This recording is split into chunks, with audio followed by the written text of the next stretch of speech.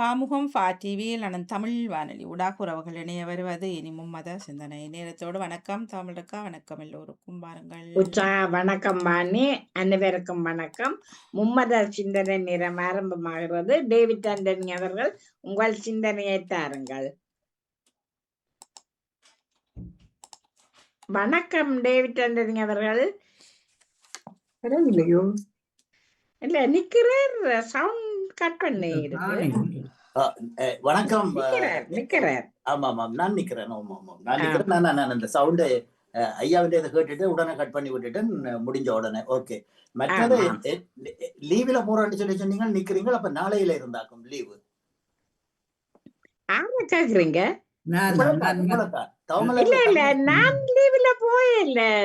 இருந்தீங்களே 5ஆம் தேதி லீவ்ல போறோம். இல்ல இல்ல, அது தியானதேசன் எழுதி. ஓகே. அப்ப நான் தான் அவசரத்துல வாசிட்டேன் போல இருக்கு. பரவாயில்ல. சரி, ஓகே. நன்றி. இல்ல அவசரம் இல்ல, தாமர் இருக்கா சொல்றத ஒழுங்கா சொல்லுங்க. இப்ப அவர் போட்ட திகதி பிள்ளையாண்டு போட்டு இவர் திருத்தினவர் என்ன, அதான் நீங்க பாத்துருக்கு. அப்ப அதை சொல்லுங்க. அப்படி அப்ப டேவிட் பார்த்தது சரி. அதை சொல்லுங்களேன். நான் அவர் போட்ட திகதி பிள்ளையாண்டு நான் போட்டிருந்தேன், அதைத்தான் நீங்க பாத்துருக்கிறீங்க. எல்லாத்துக்கும் ஆமா போடாதீங்க.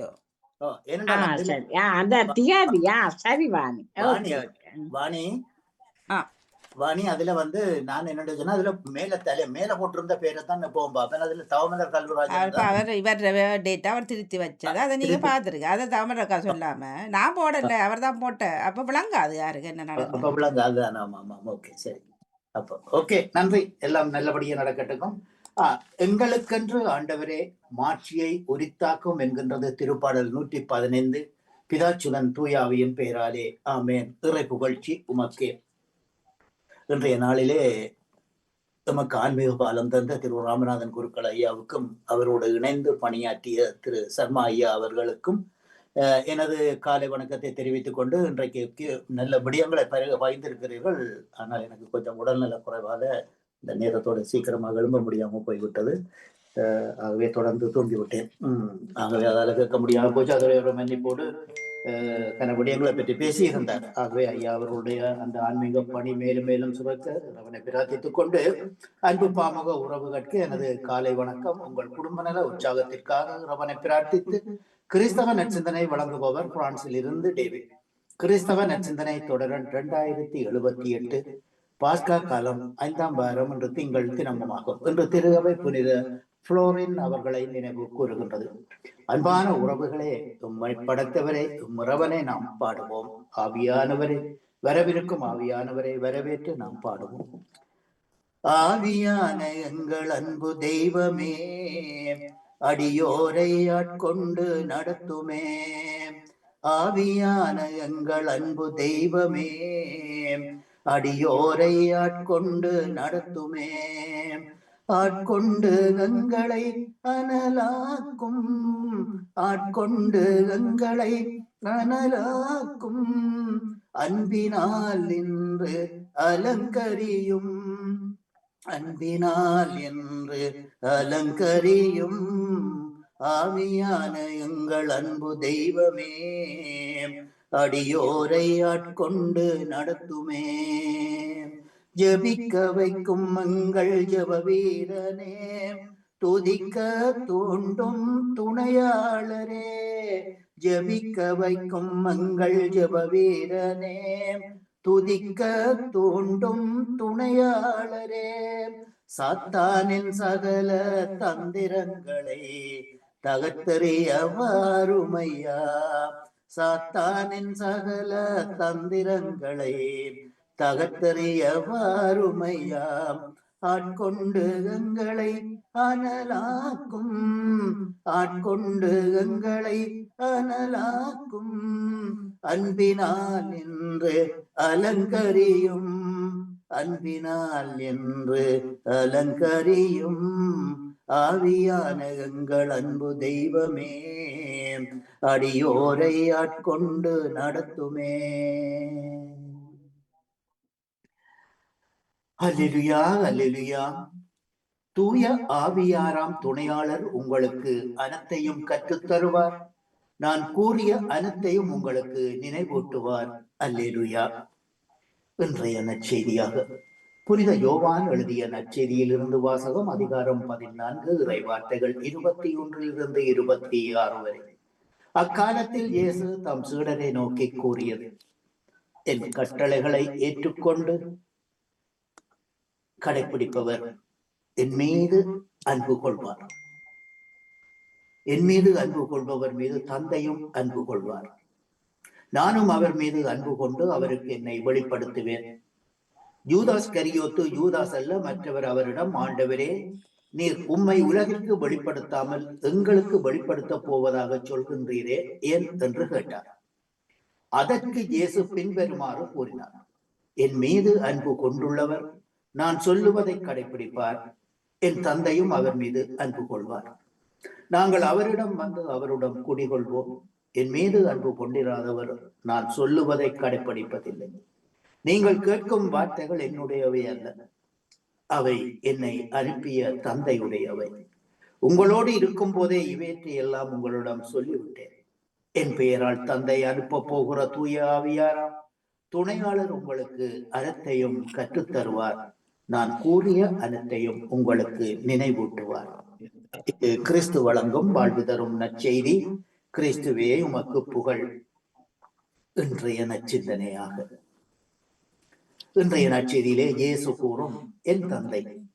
ஆம், இந்த தந்தையைத்தான் ஜூதர்கள் ஜெகோவா என்றும் கிறிஸ்தவர்கள் கடவுள் என்றும் இறைவன் என்றும் இஸ்லாமிய சகோதரர்கள் அல்லாஹ் என்றும் கூறுகின்றார்கள். ஆகவே இன்றைய நாளிலே நாம் இந்த சிந்தித்து பார்க்க, இன்றைய நாளிலே இயேசு ஆரோகணமாற போகின்றார். சென்று அடுத்த வாரம் அவர் மறுபடியும் பரிசுத்த ஆவியை அனுப்புவதாக இங்கே வாக்கு கூறுகின்றார். ஆகவே அன்பான உறவுகளை சிந்திக்க வேண்டியது, பரிசுத்த ஆவியானவர் வந்து எல்லாவற்றையும் வழிநடத்துவார் என்று சொல்லி இன்றைய நற்செய்தியிலே நற்செய்தி வாசகம் கூறுகின்றது. துணையாளர் உங்களுக்கு அனைத்தையும் கற்றுத் தருவார். நான் கூறிய அனைத்தையும் உங்களுக்கு நினைவூட்டுவார் என்கின்றார் நமது ஆண்டவர் ஆகிய இயேசு. திருத்தூதர்கள் தங்கள் மறைபணியில் பல எதிர்ப்புகளை சந்தித்தனர். கடுமையான சூழ்நிலைகளில் இருந்து தப்பிச் சென்ற பிற இடங்களில் நற்செய்தியை அறிவித்தனர். லிஸ்தீனா என்னும் இடத்தில் பவுலும் பர்னபாவும் ஆற்றிய வல்ல செயல்களை கண்டு மக்கள் அவர்களை தெய்வங்கள் என்று அறிவித்து அவர்களுக்கு தெய்வ வணக்கம் செலுத்த விரும்பினர். ஆனால் இருவரும் அதை புறக்கணித்து விட்டு, அதாவது மனிதனுக்கு செய்கிற அந்த வணக்கத்தை பவுலும் பர்னபாவும் புறக்கணித்து விட்டு மனம் திரும்புதலின் நற்செய்தியை அறிவித்தனர். அதாவது அதே நேரத்தில் அவர்களுக்கு சொல்லக்கூடிய வார்த்தை, அதாவது எங்களுடைய இதிலே சமயத்தில், அதாவது சைவ சமயத்திலே விசேஷமாக குறிக்கப்படுகின்ற சில நட்சத்திரங்களின் பேர்களை சொல்லி அவர்கள் அதே இதிலே இவர்கள் வந்திருக்கிறார்கள் என்று சொல்லி இவர்கள் அவர்களுக்கு ஆராதனை செலுத்த போன போது அவர்கள் அதெல்லாம் அப்படியல்ல, நாங்கள் மனிதர்கள், எங்களுக்கு அந்த ஆராதனையை செலுத்த வேண்டாம், ஆகவே உங்களை படைத்த இறைவனுக்கு கடவுளுக்கு அந்த ஆராதனையை செலுத்துங்கள் அப்படி என்று சொல்லி அதிலிருந்து அவர்களுக்கு அறிவுறுத்தி விட்டு அவர்கள் அங்கிருந்து வெளியேறி வேறு பகுதிக்கு செல்லுகிறார்கள் என்று சொல்லி வாசிக்கின்றோம். ஆகவே இருவரும் அதை புறக்கணித்து விட்டு மனம் திரும்புதலின் நற்செய்தியை அறிவித்தனர். நாம் இயேசுவின் மீது அன்பு கொண்டிருந்தால் அவரது குரலுக்கு செவி கொடுப்போம். நாம் இயேசுவின் சீடர்களாக வாழ்ந்தால் அதுவே உன்னத தந்தையோடும் தூய ஆவியானவரோடும் நம்மை இணைக்கும். அன்பு பலிபலிகளில், அதாவது பரிசுத்த ஆவியானவர் வந்து இனி அடுத்தடுத்த வாரங்களில் நாம் வாசிக்க போகின்ற அந்த வார்த்தைகள் வந்து அன்பு பற்றி போதிக்கும். அன்பு பல வழிகளில் வெளிப்படுத்தப்படுகிறது. ஒரு தாய் தன் குழந்தைக்கும் தேவையானதை செய்ய வேண்டிய நேரத்தில் செய்வதன் வழியாக அன்பை வெளிப்படுத்தலாம். ஒரு தந்தை தன் பிள்ளைகளை நேர்வழியில் நடத்தி அவர்கள் வாழ்வதற்கு வழிகாட்டுவதன் வழியாக அன்பை வெளிப்படுத்தலாம். ஒரு நண்பன் தனது நண்பனின் வளர்ச்சிக்காக நன்மைக்காக தியாக செயல்கள் செய்வதன் மூலம் அன்பை காட்டலாம். தந்தையாம் கடவுள் தன் ஒரே மகனை இவ்வுலகிற்கு அனுப்பி மனித முற்பிற்காக அவரை சிலுவை சாவுக்கு கையளிப்பதன் வழியாக கடவுள் தன்னுடைய அன்பை வெளிப்படுத்தினார். இயேசு கடவுளாக இருந்தும் தன்னையே வறுமையாக்கி அடிமையின் தன்மை கொண்டு சிலுவை சாவுக்கு தன்னை கையளிப்பதன் வழியாக அன்பை காட்டினார். நம்மை அன்பு செய்யும் இயேசுவை நாம் அன்பு செய்ய வேண்டும் என்றால் அவரது கட்டளைகளை கடைபிடிக்க வேண்டும். ஆகவே நேற்று தங்கை அவர்கள் கேட்டு அந்த கேள்விக்கு இதுதான் முக்கியமான பதிலாக இருக்கும்.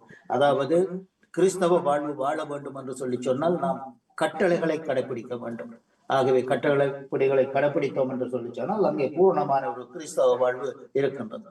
இன்றைய எங்களுடைய கிறிஸ்தவர்கள் எத்தனையோ பேர் இந்த கட்டளை கடைப்பிடித்து நடக்கின்றார்கள் என்று சொல்லி சொன்னால் தங்க வேர்ஜினி அவர்களுக்கு தர்சினி அவர்களுக்கு சொல்லக்கூடியவற்றை இல்லை இல்லை, அதாவது கடைப்பிடிக்க மாட்டார்கள். அதாவது பாவ வழியிலே இருந்து பணம், புகழ், பதவி, பட்டம் என்று சொல்லி அலைந்து திரிந்து கொண்டிருக்கிறார்களே ஒழிய இந்த நற்செய்தியையோ இந்த நற்செய்தி அறிவிப்பையோ செய்வதற்கோ இல்லாட்டில் இதை அறிவிப்பதற்கோ யாரும் முன் வருவதில்லை.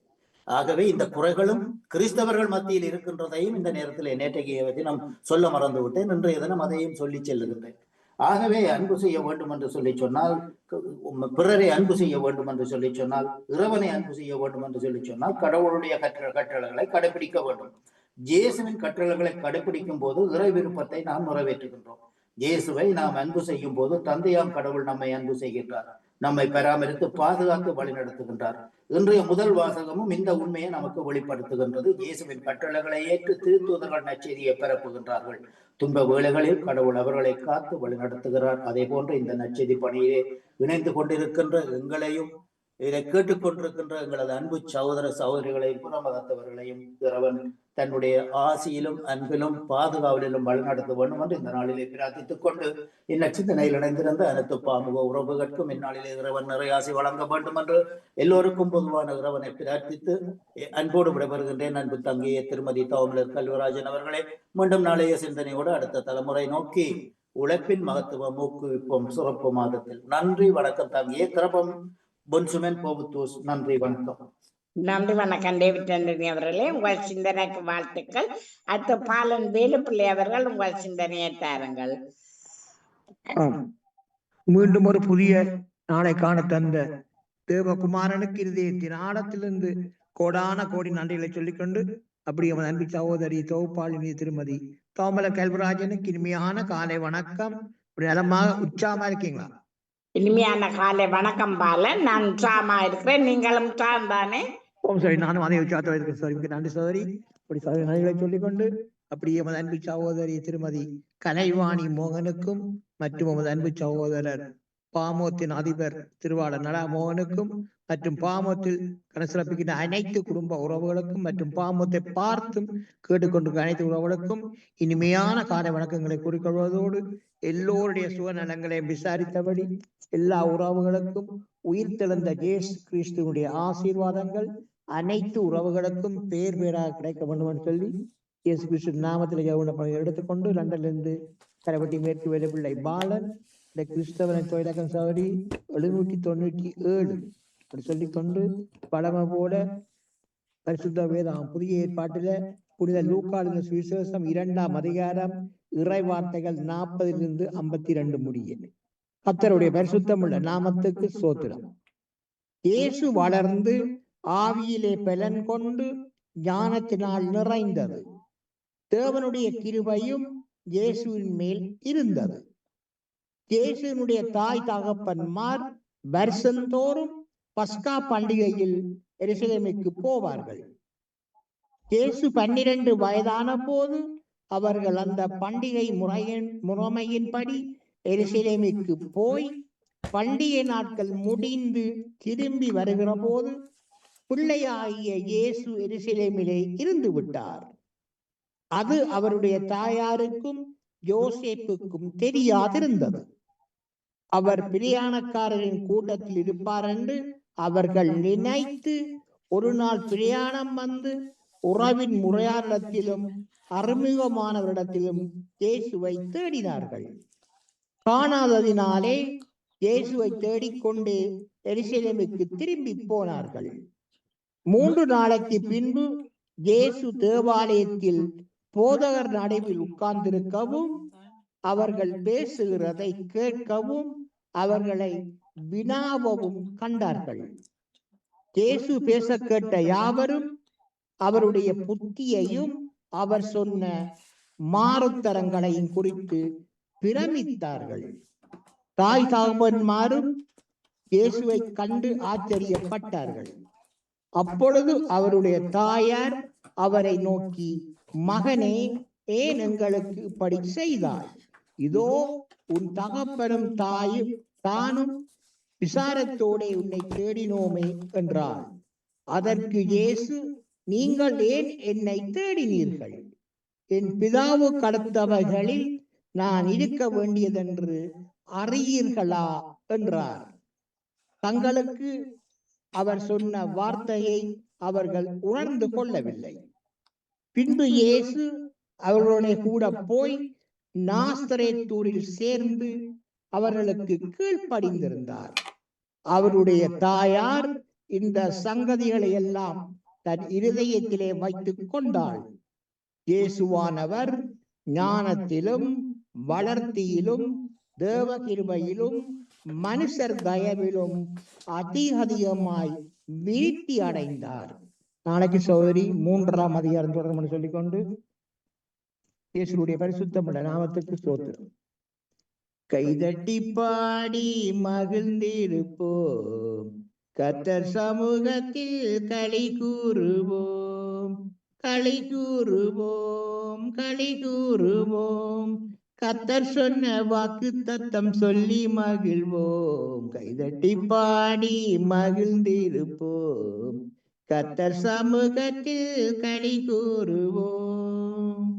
நினைப்பதற்கும் நாம் ஜபிப்பதற்கும் அதிகமாய் செய்திடுவார். நினைப்பதற்கும் நாம் ஜபிப்பதற்கும் அதிகமாய் செய்திடுவார். நன்மையும் கிருபையும் நம்மை தொடரும் ஜீவனுள்ள நாட்கள் எல்லாம். நன்மையும் கிருபையும் நம்மை தொடரும் ஜீவனுள்ள நாட்கள் எல்லாம். களி கூறுவோம், களி கூறுவோம், கர்த்தர் சொன்ன வாக்கு தத்தம் சொல்லி மகிழ்வோம், கைதட்டி பாடி மகிழ்ந்திருப்போம், கர்த்தர் சமூகத்தில் களி கூறுவோம், கைதட்டி பாடி மகிழ்ந்திருப்போம், கர்த்தர் சமூகத்தில் களி கூறுவோம், களி கூறுவோம்.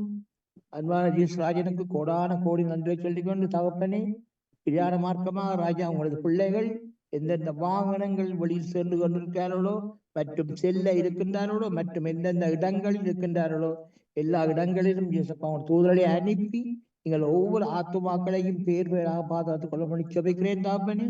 அப்படியே நீங்கள் திரும்ப பாதுகாத்து வடிவமைக்காம இந்த நாளில் தூதருடைய பிரஷன் பாதுகாப்பாக எடுத்துக் கொண்டிருப்பதற்காக எடுத்த போனமைக்காமல் இயேசப்பாக்கு மீண்டும் கோடான கோடி நன்றியை சொல்லிக்கொண்டு தகப்பனே உலகளா வீதியில் நிரந்தரமான சமானத்தை கொண்டு செபிக்கிறேன் ராஜா. அதனால அதிபர்களோடும் ராணுவ தளபதிகள் நீங்கள் பேசுங்க ராஜா, நீங்கள் பேசுங்க, நிரந்தர சமானத்தை கொண்டு வாங்க ராஜா, கொண்டு வாங்க ராஜா. அதுக்காக நன்றி சொல்லுந்தாப்பனே சோத்திரம் ராஜா.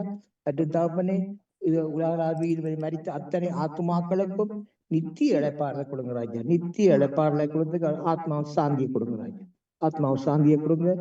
குடும்பங்களை ஆற்றி தேற்றி அரவணைங்க, ஆறுதல் படுத்துங்க ராஜா, ஆறுதல் படுத்துங்க, தேவையை சந்திங்க ராஜா. அதுக்காக நான் சொந்தாப்பனே சோத்திரம் தாப்பனே. மற்றும் தாப்பனே பாமோத்தின் அதிபர் குடும்பம் கைடிக்கையும் சகலவற்றையும் அனுதினமும் அவர்களை ஆசீர்வதித்து அவர்களை பலப்படுத்தி அவர் செல்லுமிடமெல்லாம் கூடவே இருந்து அவர்களை அனுமனாடியும் பாதுகாப்பா அவர்களை சொல்லி இயேசப்பாவிடம் பிரார்த்தனை எடுத்துக்கொண்டு சாரி விட வர்ற. நன்றி, வணக்கம். நன்றி, வணக்கம். பாலன் வேலுப்பிள்ளை அவர்களே, உங்கள் சிந்தனைக்கு வாழ்த்துக்கள். அற்ற ஜான் தேசன் அவர்கள் உங்கள் சிந்தனையை தாருங்கள். இனிய காலை உற்சாக வணக்கம். இந்திய தொகுப்பாளினி தோமல கல்விராஜன் அவர்களுக்கும் வணக்கம். வணக்கம். பாமுக தொகுப்பாளினி கலைவாணி மோகன் அவர்களுக்கும் அதிபர் நடாமோகன் அவர்களுக்கு அனைத்து பாமூர்களுக்கு எனது எங்களிந்த காலை வணக்கத்தை கிறிஸ்தாசுடன் குறிக்கொண்டு நான் வந்து தியானேன். இன்றைய நாள் எல்லோருக்கும் ஒரு சிறப்பான நாளாமி அதை இறைவனையும் வேண்டிக் கொண்டு எனது ஆக்கம் 1963 இன்று பாஸ்கா காலத்தின் 5ஆம் வாரத்தின் முதல் நாள் திங்கட்கிழமை. கிறிஸ்தவ நச்சிந்தனை. இந்த எண்ணமெரியால் மாதம், இந்த மாதம் மே மாதம் எண்ணமெரியாளின் வணக்க மாதம். சோமாலை வழியாக எமது அன்பு மாலைகளை எண்ணமெரியாளுக்கு அணிவிக்கும் மாதமாகும். எமது அன்னியாம் திருவை வழியாக பாரம்பரியமாக இம்மாதத்தில் அன்னியை புகழ்ந்து பாடுகின்றோம். எம்மைதியத்தில் சுமக்கும் அரியனை மகிழ்விக்க பல பக்தி முயற்சிகளை மேற்கொள்ளும் காலம். தன்னுடைய இயலாமையிலும் எலிசபெத் அம்மாவை சந்தித்த அன்னையின் நன்மனதை பிரஸ்நேகத்தை தாழ்ச்சியை தியானிக்கும் நேரம் மட்டுமல்ல இது. நாமும் ஆன்மீக பாதையை பிரட்சேரமான வாழ்வை வாழ அன்னை அழைக்கின்றார். ஆம் என்ற வார்த்தை வழி இறை அழைப்பை ஏற்று இறைவனின் மீட்பு திட்டத்தை நிறைவேற்ற முழுமையாக கையளித்த அன்னமரியால் என்று நம்மிடம் கேட்பது என்ன? சிந்திப்போம். எமது வழிபாடுகள் சிவ வழிபாடுகள் வாழ்வாக மாற அன்று பாத்திமா மதியன்னை கேட்டது சிவம் செய்யுங்கள் தபம் செய்யுங்கள் என்று. அன்று சிறுவர் வழியாக அன்னை நமக்கு தந்த செய்திகளை மனதில் தாங்கி வாழ்வில் செயல்படுத்துவோம். இன்றைய உலகம் தீமைகளுக்குள் நன்மையை தொலைத்து பாவத்துக்குள் வாழ துடிக்கின்றது. இந்நிலை மாற ஒரே வழி சிவமும் தவமும். அன்னமரியின் திருச்செவமாலை கையில் ஏந்தி அலகையின் தீமையை முறியடிப்போம். அன்பின் சுமூகமாக நம்பிக்கையுடன் இறைவேண்டுதலை நாம் நிலைத்திருப்போம். நன்றி, வணக்கம். கவர்னர் கல்விராஜன் அவர்கள். நன்றி, வணக்கம் ஜானடேசன் அவர்களே. உங்கள் சிந்தனைக்கு வாழ்த்துக்கள். அடுத்து ராஜினி அல்போன்ஸ் அவர்கள் உங்கள் சிந்தனையை தாருங்கள். வணக்கம் ராஜினி. வணக்கம் வாணி அவர்களுக்கும் தவமலர் அவர்களுக்கும் அனைவருக்கும் வணக்கம். வணக்கம். இன்றைய நற்செய்தி வாசகத்தில் 3 சொற்களை மையமாக வைத்து சொல்கின்றது. முதலாவது அன்பு செய்தல், 2வது வெளிப்படுத்துதல், 3வது குடிகொண்டல். இயேசுவை அன்பு செய்தல் எமது கட்டளை கடைபிடித்தலோடு இணைந்து செல்கின்றது. அல்லது கட்டளைகளுக்கு கீழ்ப்படிதல் அன்பின் வெளிப்பாடாக இருக்கின்றது. அன்பு செய்தல், அன்பு என்பது முக்கியமான சொல். கிரேக்க மொழியில் அன்பை 4 சொற்களில் குறித்திருக்கின்றார்கள். உடல் சார் அன்பு, நட்பு சார் அன்பு, உள்ளம் சார்ந்த அடுத்தவுடைய நலம் விரும்பும் அன்பு, கடவுளை அன்பு செய்தல், மற்றவர்களை அன்பு செய்தல், 2வது வெளிப்படுத்தல். இன்று மேலாண்மை உலகில் அதிகமாக பேசப்படும் சொல் வெளிப்படுத்தல். நம் எண்ணங்களையும் ஆசைகளையும் காட்சிப்படுத்துவது, எதிர்பார்ப்பது, எழுதி பார்ப்பது, நாம் எதை விரும்புகின்றோம் என்பதை கூர்ந்து நோக்குவது, நம் இலக்குகளை நெறிப்படுத்துவது, நாம் தனிப்பட்ட அளவில் பெற்றுக்கொள்வது அல்ல, இந்த பிரபஞ்சத்தில் நாம் இடத்தை அடையாளம் காணுவது. வெளிப்படுத்துதல் இயேசுவை பொறுத்தவரையில் மற்றவர்களுக்கு நலன் தரும் நிகழ்வாக அது அமைகின்றது. 3வது குடிகொள்தல். யோவான் நற்செய்தி தொடக்கத்தில் வாக்கு மனிதனானார், நம்முடைய குடிகொண்டார் என வாசிக்கின்றோம். இயேசு வழியாக கடவுள் நம் நடுவே குடிகொண்டார் என்பது ஒவ்வொருடைய வாழ்வியலிலும் அனுபவமாக மாறுகின்றது.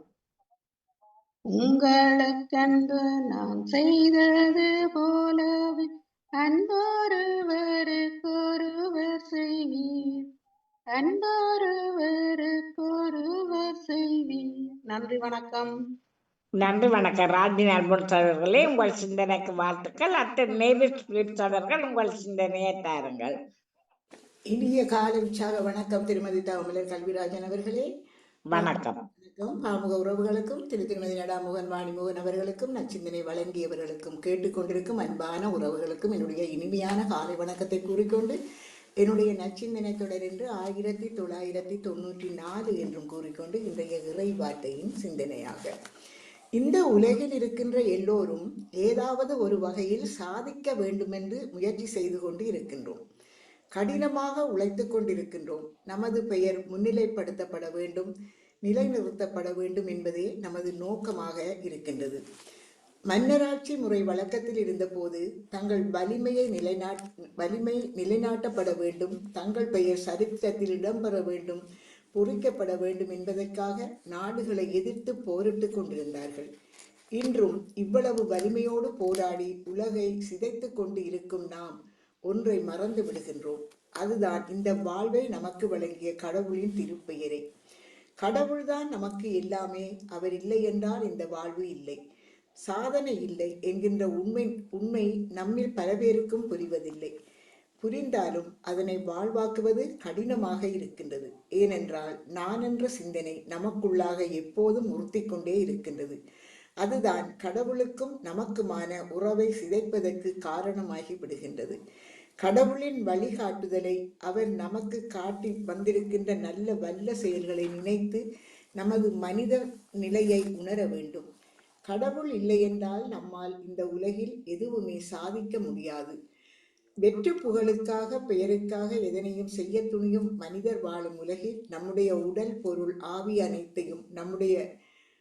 அனைத்தையும் அர்ப்பணிப்போம். நாம் பெற்றிருக்கின்ற இந்த வாழ்வு கடவுள் தந்த கொடை. எனவே அவரை மகிமைப்படுத்துவோம்.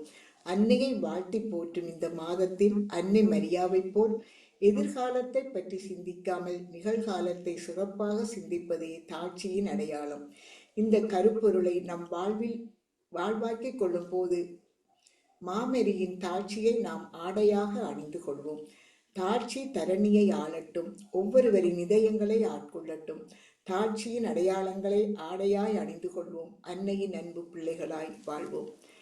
அம்மா மரியே வாழ்க, அம்மா மரியே வாழ்க, அம்மா மரியே வாழ்க, அம்மா மரியே வாழ்க, மரியே வாழ்க, மரியே வாழ்க, மாதா நீ வாழ்க,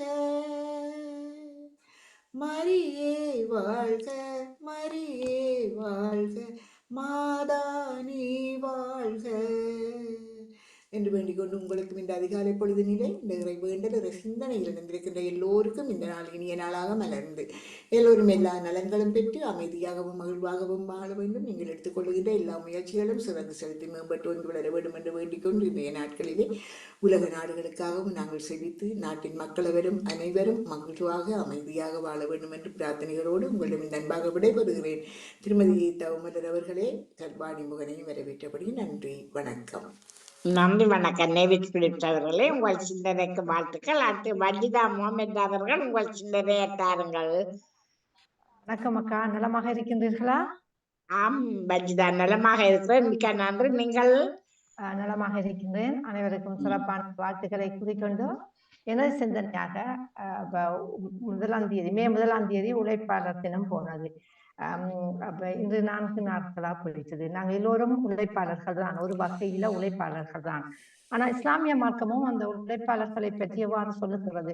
இப்ப இன்றைய உழைப்பாளர்களை நாங்க பார்த்தோம்னு சொன்னா, மாத ஊதியம், அவர்களோட அடிப்படை பிரச்சனைகள், அவங்களோட சக்திக்கு மேற்பட்ட வேலை பளுக்கள், அதை இலகுவான முறைகள் எல்லாம் செய்யப்பட்டீங்க.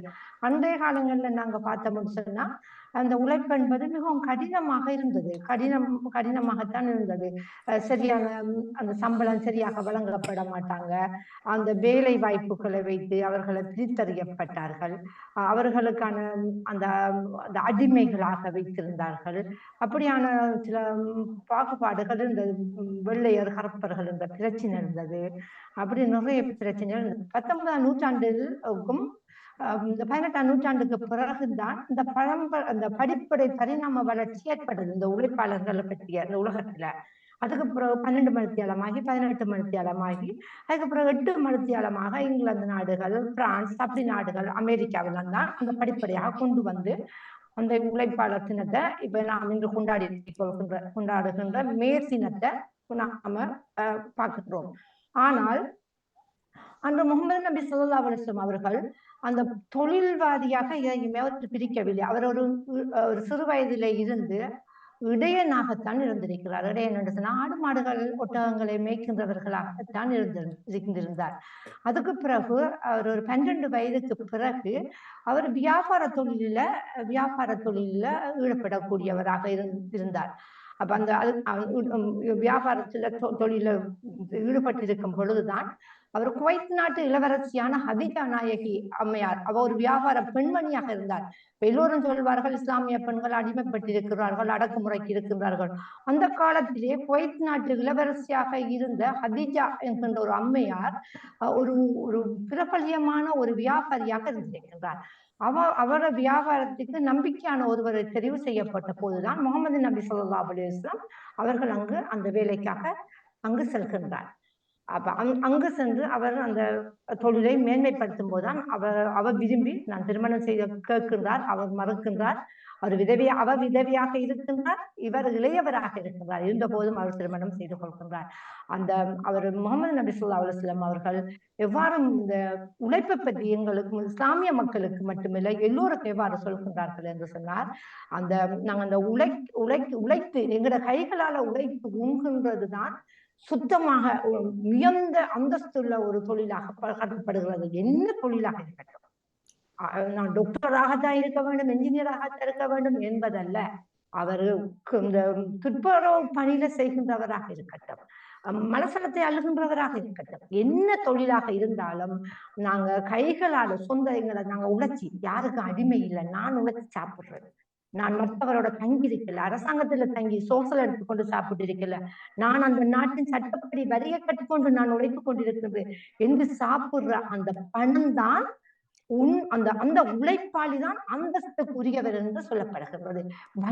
வலிமையுடையதாக சொல்லப்படுவது நாங்களோட உழைப்பால நாங்கள் அதுல தாவூத் நபி அவர்கள் முதன்மைப்படுகின்றார்கள்.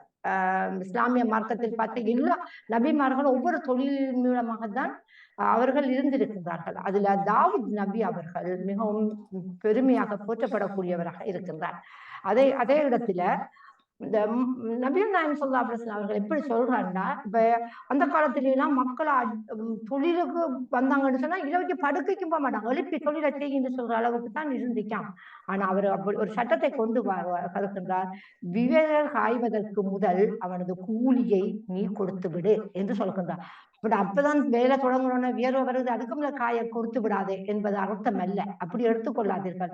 ஆனால் எங்களுக்கு மனச்சாட்சிக்கு தெரியும் அவர் கஷ்டப்பட்டு கொண்டிருக்கிறார், அந்த வேலை முடிஞ்சுது, அதுக்கு பிறகு ஒரு குறிப்பிட்ட ஒரு மடு வெட்ட வாரான்னு வைத்துக் கொள்வோம். அந்த மடுவை வெட்டி கொண்டிருக்க அது முடிஞ்சுட்டு அவருக்கான கூலியை நாங்க கொடுத்து விட வேணும். அது முடிஞ்சுதானே, இவருக்கு இல்ல, நம்ம சட்டம் இருக்கு, அதை கழுவு, அந்த மரத்துல தேங்காய் இருக்கு, அதை புடுங்கிட்டு வா, அந்த வீட்டை கூட்டி விடு, அப்படியெல்லாம் சொல்லி அவரை சக்தியா புடிஞ்சு போட்டு நாங்க ஒரு 10 ரூபாய் கொடுத்து அனுப்புவது வேண்டாம். ஒரு வேலைக்கு நீங்க கூப்பிட்டீங்கன்னா அந்த வேலை அவரு நேரத்தோட முடிச்சால, நேரம் சென்று முடிச்சால அவருக்கான அந்த அந்தஸ்தை கொடுத்து அந்த பணத்தை கொடுத்து விடுங்கள். அந்த தொழிலாளிகளை கூப்பிடும் போது அவர்களிடம் பேரம் பேசாதீர்கள் என்று சொல்லப்படுகிறது. அவர்கள் ஒரு குறிப்பிட்ட விலையை சொல்வார்கள், நாங்கள் அதை குறைச்சு அடிமட்டத்துக்கு வந்துருவோம்.